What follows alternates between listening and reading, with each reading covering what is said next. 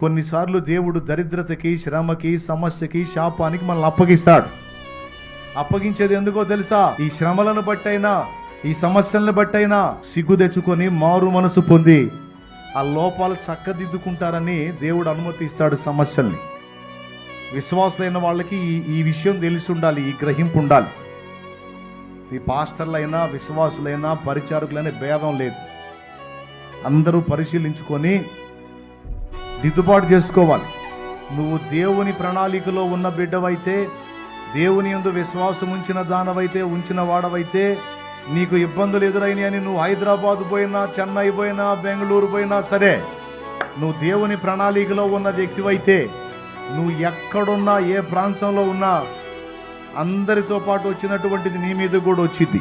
ఇంకా చెప్పాలంటే తప్పించుకుందామని అతి తెలివితేటలు ప్రదర్శిస్తే కోటింగ్ డబల్ అయింది.